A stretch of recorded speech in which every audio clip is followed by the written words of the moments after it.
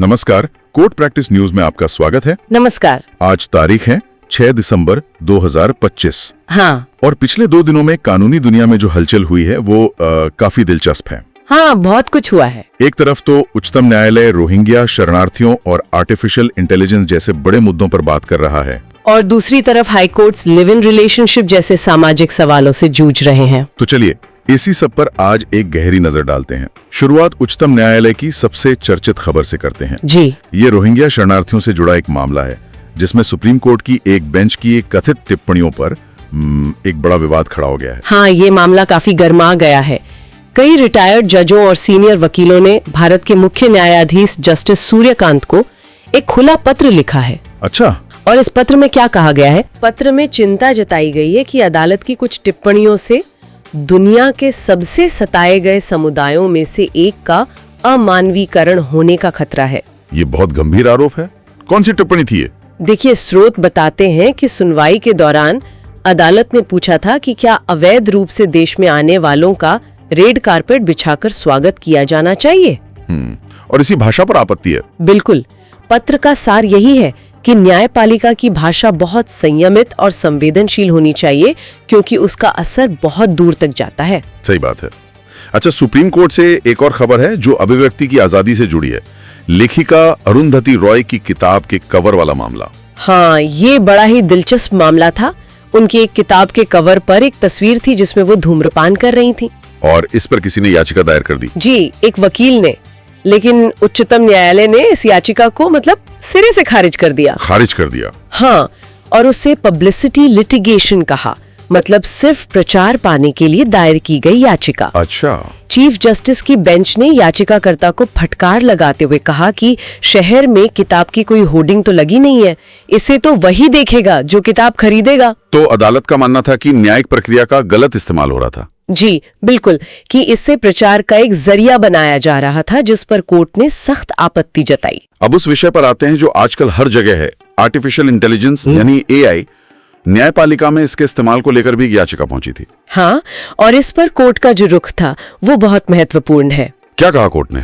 अदालत ने न्यायपालिका में एआई के अनियंत्रित उपयोग के खिलाफ याचिका पर विचार करने से तो इनकार कर दिया, लेकिन एक बहुत बड़ी बात कही। क्या? मुख्य न्यायाधीश ने कहा, हम इसे लेकर सतर्क हैं और हम नहीं चाहते कि एआई न्यायिक निर्णय लेने की प्रक्रिया पर हावी हो। वो तकनीक के खिलाफ नहीं है, लेकिन उसे कंट्रोल में रखना चाहते हैं। बिल्कुल। उन्होंने याचिकाकर्ता को ये भी कहा कि आप अपने सुझाव हमें ईमेल से भेज दीजिए। तो ये दिखाता है कि न्यायपालिका तकनीक को लेकर सतर्क तो है, लेकिन दरवाजे बंद नहीं कर रही। ये एक संतुलित नजरिया लगता है। अच्छा, सुप्रीम कोर्ट के कुछ और अहम फैसलों पर भी नजर डाल लेते हैं। जी।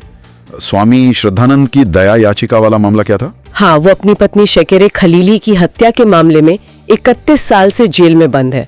उनकी दया याचिका पर जल्दी फैसला हो, इस मांग वाली याचिका को सुप्रीम कोर्ट ने खारिज कर दिया। अच्छा, और एक मंदिरों के फंड से जुड़ा मामला भी था। हाँ, वो एक अहम फैसला था। मुख्य न्यायाधीश सूर्यकांत ने कहा कि मंदिरों का फंड देवता की संपत्ति है, इसका इस्तेमाल सहकारी बैंकों को बचाने या समृद्ध करने के लिए नहीं किया जा सकता। जिस काम के लिए फंड है उसी में इस्तेमाल हो। सीधी सी बात। इसी बीच एक सुनवाई में जस्टिस बीवी नागरत्ना की एक टिप्पणी ने भी सबका ध्यान खींचा। क्या कहा उन्होंने? उन्होंने कहा, हम दक्षिण भारतीय हिंदी नहीं जानने के कारण बाहर नहीं रहना चाहते। ये भाषा और न्याय तक पहुंच के मुद्दे को बहुत खूबसूरती से उठाता है। ये तो बहुत बड़ी बात है। जी, और एक पीएमएलए कानून पर भी टिप्पणी आई है। जमानत देते हुए अदालत ने कहा कि पीएमएलए की धारा 45 अनिश्चितकालीन हिरासत को सही नहीं ठहरा सकती। जमानत के कड़े नियमों को इस्तेमाल किसी को हमेशा के लिए जेल में रखने के लिए नहीं हो सकता। बिल्कुल। और अंत में केरल कुलपति नियुक्ति विवाद में सुप्रीम कोर्ट ने राज्य सरकार और राज्यपाल को चेतावनी दी है। क्या चेतावनी? कि अगर वे आम सहमति नहीं बना पाते तो अदालत को इसमें हस्तक्षेप करना पड़ेगा। तो ये तो हुई सुप्रीम कोर्ट की बातें। अब जरा देश के अलग अलग उच्च न्यायालयों की तरफ चलते हैं। वहाँ भी काफी कुछ हुआ है। हाँ, हाई कोर्ट से भी कुछ बहुत महत्वपूर्ण फैसले आए हैं। शुरुआत इलाहाबाद उच्च न्यायालय से करते हैं।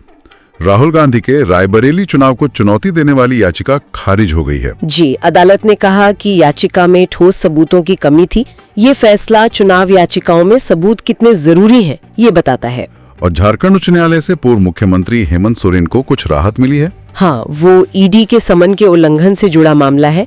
झारखंड हाईकोर्ट ने अपराध की प्रकृति को मामूली बताते हुए हेमंत सोरेन को हर सुनवाई में व्यक्तिगत रूप से पेश होने से छूट दे दी है। लेकिन जिस फैसले की सबसे ज्यादा चर्चा है वो शायद राजस्थान उच्च न्यायालय का है, लिव इन रिलेशनशिप को लेके। बिल्कुल, ये एक ऐतिहासिक फैसला है। क्या कहा है कोर्ट ने? राजस्थान हाईकोर्ट ने कहा है कि 18 साल या उससे ज्यादा उम्र के दो वयस्क, भले ही वो शादी की कानूनी उम्र के न हो, सहमति से लिव इन रिलेशनशिप में रहने का अधिकार रखते हैं। ये तो बहुत बड़ा कदम है। कि इसके तहत मिली व्यक्तिगत स्वतंत्रता के दायरे में आता है। तो एक तरफ व्यक्तिगत स्वतंत्रता पर इतना बड़ा फैसला और दूसरी तरफ बॉम्बे हाईकोर्ट ने चुनाव आयोग को उसकी जिम्मेदारियां दिलाई हैं। जी, बॉम्बे हाईकोर्ट की औरंगाबाद बेंच ने महाराष्ट्र राज्य चुनाव आयोग के आखिरी समय में चुनाव टालने के फैसले की कड़ी आलोचना की है। क्या कहा है कोर्ट ने? अदालत ने इसे प्रशासनिक दूरदर्शिता की कमी और संवैधानिक जिम्मेदारी का अभाव बताया है। ये एक कड़ा संदेश है। कुछ और हाईकोर्ट के फैसले भी हैं जिन्होंने ध्यान खींचा है, जैसे पूर्व ब्रह्मोस वैज्ञानिक वाला मामला। हाँ, बॉम्बे हाईकोर्ट ने पूर्व ब्रह्मोस वैज्ञानिक निशांत अग्रवाल को दी गई आजीवन कारावास की सजा को रद्द कर दिया। अच्छा, किस आधार पर? अदालत ने कहा कि अभियोजन पक्ष ये साबित करने में नाकाम रहा कि उनका इरादा राष्ट्रीय सुरक्षा से समझौता करने का था, मतलब नियत साबित नहीं हो पाई। ये कानून का बहुत बारीक पहलू है। वहीं दूसरी तरफ इलाहाबाद हाईकोर्ट ने गायिका नेहा सिंह राठौर को जमानत देने से मना कर दिया। जी, वो पहलगाम हमले और प्रधानमंत्री पर की गई एक सोशल मीडिया पोस्ट का मामला था। अदालत ने कहा कि पोस्ट में प्रधानमंत्री का नाम अपमानजनक तरीके से इस्तेमाल किया गया। और मद्रास और कलकत्ता हाईकोर्ट से भी कुछ खबरें हैं। हाँ, मद्रास हाईकोर्ट ने थिरुपरनकुंद्रम पहाड़ी पर कार्तिकई दीपम जलाने की अनुमति दी, जिसके खिलाफ अब तमिलनाडु सरकार सुप्रीम कोर्ट पहुंच गई है। और कलकत्ता हाईकोर्ट ने 32,000 शिक्षकों की नियुक्तियों को रद्द करने के अपने ही सिंगल बेंच के आदेश को पलट दिया। उन्होंने कहा कि सभी भर्तियों में अनियमितता साबित नहीं हुई है।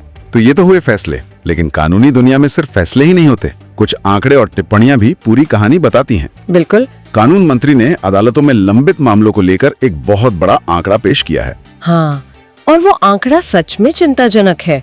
उन्होंने बताया कि भारत की निचली अदालतों में 4.8 करोड़ से ज्यादा मामले लंबित हैं। 4.8 करोड़? जी, एक स्रोत ने तो इसे भारत के 2047 के लक्ष्य की दौड़ में लापता कड़ी तक कह दिया है। मतलब न्याय में देरी हमारी तरक्की में बाधा बन रही है कहीं न कहीं। हाँ, और इसी देरी का एक भयानक उदाहरण सुप्रीम कोर्ट में ही देखने को मिला। एसिड अटैक के एक मामले में 16 साल की देरी पर कोर्ट ने बहुत सख्त नाराजगी जाहिर की। अदालत ने इसे शर्मनाक और सिस्टम का मजाक बताया। ये मामला उन महिलाओं की मदद के लिए था जिन्हें चेहरे पर एसिड फेंकने के बजाय एसिड पीने के लिए मजबूर किया गया था। ये सुनकर ही रोंगटे खड़े हो जाते हैं। ये हमें याद दिलाता है कि इन आंकड़ों के पीछे असल इंसानी त्रासदियां हैं। और अंत में जस्टिस अभय एस ओक की एक टिप्पणी है जो हमें सोचने पर मजबूर करती है। हाँ, उन्होंने अंधविश्वास और धार्मिक स्वतंत्रता पर एक बहुत गहरी बात कही है। क्या कहा उन्होंने? जस्टिस ओक ने कहा कि अंधविश्वास की आलोचना को अक्सर धार्मिक स्वतंत्रता पर हमले के रूप में गलत समझ लिया जाता है। बिल्कुल। उन्होंने ये भी कहा कि भारत में जो कोई भी धार्मिक सुधारों का प्रस्ताव रखता है उसे निशाना बनाया जाता है। ये टिप्पणी सामाजिक सुधार और कानून के बीच के मुश्किल रिश्ते पर रोशनी डालती है। तो ये थी पिछले 2 दिनों की कुछ सबसे बड़ी और महत्वपूर्ण कानूनी खबरें। एक तरफ लंबित मामलों का पहाड़ है, तो दूसरी तरफ तकनीक और सामाजिक सुधार जैसे नए सवाल। और इन सभी मामलों का सार यही है कि कानून कोई स्थिर चीज नहीं है, ये एक लगातार विकसित होने वाली प्रक्रिया है। बिल्कुल। आज की चर्चा से एक सवाल जरूर उठता है। एक तरफ न्यायपालिका पर 4.8 करोड़ मामलों का भारी बोझ है और दूसरी तरफ एआई जैसी नई तकनीकें दरवाजे पर खड़ी हैं। तो क्या भविष्य में न्याय की गति बढ़ाने के लिए तकनीक का सहारा लेना एक जरूरत बन जाएगा, या ये न्यायिक विवेक के लिए एक नया खतरा पैदा करेगा? ये एक विचारणीय प्रश्न है। ये सचमुच एक बड़ा सवाल है। इसी सवाल के साथ कोर्ट प्रैक्टिस न्यूज के आज के अंक को यहीं समाप्त करते हैं। धन्यवाद।